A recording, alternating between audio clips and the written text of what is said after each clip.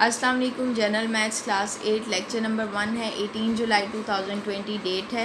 Unit number 4 हम लोग start कर रहे हैं आज। यूनिट नंबर 4 है हमारे पास फाइनेंशियल अरिथमेटिक्स। इसकी पहले हम लोग डेफिनेशंस कर लेंगे और फिर उसके बाद हम लोग इसकी फ़र्स्ट एक्सरसाइज स्टार्ट करेंगे। डेफिनेशन है हमारे पास first one, define proportion. Proportion किसे कहते हैं? The equality of two ratios is called proportion. दो रेशोज़ आप लोगों की गिवन हो, उनकी जो इक्वलिटी होती है वो इक्वल हो एक दूसरे के, तो उसको हम लोग प्रोपोर्शन का नाम देते हैं। इन four quantities A B C and D are in proportion, then mathematically these are written as A ratio B C ratio D, and ये आप लोगों का सिंबल है प्रोपोर्शन का। सेकेंड डेफिनेशन है हमारे पास, नेम काइंड्स ऑफ प्रोपोर्शन। आपने proportion की जो काइंड्स हैं उनके नेम मेंशन करने हैं। Proportion is of two kinds, इसकी दो काइंड्स हैं। फर्स्ट वन है हमारे पास डायरेक्ट प्रोपोर्शन, सेकंड वन है इनवर्स प्रोपोर्शन। डायरेक्ट प्रोपोर्शन किसे कहते हैं?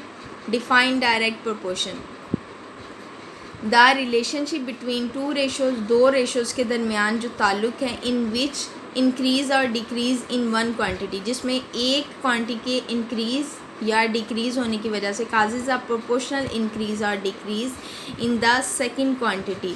उसी तनासब से दूसरी जो आप लोगों की वैल्यू गिवन है, जो सेकंड आप लोगों को क्वांटिटी गिवन है, वो उसी तनासब से बढ़े या कम हो। यानी एक अगर आप लोगों की वैल्यू बढ़ रही है तो दूसरी भी वैल्यू बढ़ेगी, एक कम हो रही है तो दूसरी भी वैल्यू कम होगी।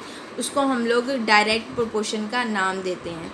इसकी एक एग्जांपल है, वो मैं आप लोगों को बताती हूँ, इसको कैसे आप लोग समझ सकते हैं कि ये डायरेक्ट है या इनवर्स प्रोपोर्शन है।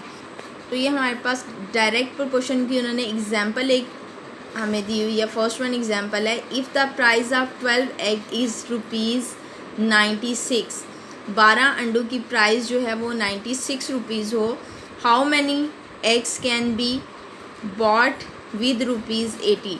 तो 80 रुपीज़ से हम लोग कितने एग्स खरीद सकते हैं? अब देखा जाए तो यहाँ पे उन्होंने हमें प्राइस कम दी है। अगर थोड़े उन्होंने हमें पैसे दिए हैं तो हम लोग थोड़े अंडे खरीदेंगे। कम जो प्राइस है तो कम एग्स हमें मिलेंगे। यहाँ पे ज़्यादा प्राइस है तो ज़्यादा एग्स मिल रहे हैं। तो एक चीज़ यहाँ पे फर्स्ट वन में आप लोगों के पास है कि अगर ज़्यादा रुपीज़ हैं तो ज़्यादा अंडे मिलेंगे। सेकंड में हमारे पास है, सेकंड में आप लोगों के पास है कम आप लोगों के पास रुपीज़ हैं तो कम एग्स मिलेंगे। यानी एक में आप लोगों के पास जो वैल्यू है वो इंक्रीज़ हो रही है तो सेकंड भी इंक्रीज़ होगी। यहाँ पे आप लोगों के पास एक वैल्यू डिक्रीज़ हो रही है तो सेकंड भी डिक्रीज़ होगी। तो हम लोग इसको डायरेक्ट प्रोपोर्शन का नाम देंगे। यानी एक बढ़ रही है तो दूसरी भी बढ़ रही है, दूसरी में सेकंड में आप लोगों के पास एक कम हो रही है तो दूसरी भी कम हो रही है। ये आप लोगों की डायरेक्ट प्रोपोर्शन की एग्जाम्पल है। इसका सॉल्यूशन मैं एक्सरसाइज में करवाऊंगी। ये आप लोगों को जस्ट एक्सप्लेन करने के लिए थी कि आप लोगों को जो क्वेश्चन दिया गया उसको आप लोग कैसे रीड कर सकते हैं और उसको कैसे डायरेक्ट और इन्वर्स में चेंज कर सकते हैं। सेकंड हमारे पास है definition, define inverse proportion. Inverse proportion किसे कहते हैं? The relationship between two ratios, दो रेशोज़ के दरमियान जो ताल्लुक़ है, इन विच इंक्रीज़ इन वन क्वांटिटी, जिसमें एक क्वांटिटी में इंक्रीज़ हो, causes of proportional decrease in the second quantity, जो उसी तनासब से जो सेकंड क्वांटिटी है उसमें डिक्रीज़ हो, एक वैल्यू बढ़ रही हो दूसरी वैल्यू कम हो रही हो, तो उसको हम लोग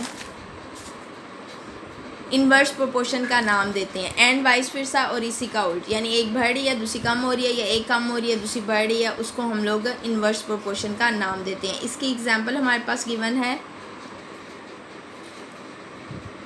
10 men have ration for 21 days in a camp। 10 आदमी हैं, उनके पास 21 दिन का राशन मौजूद है कैंप में।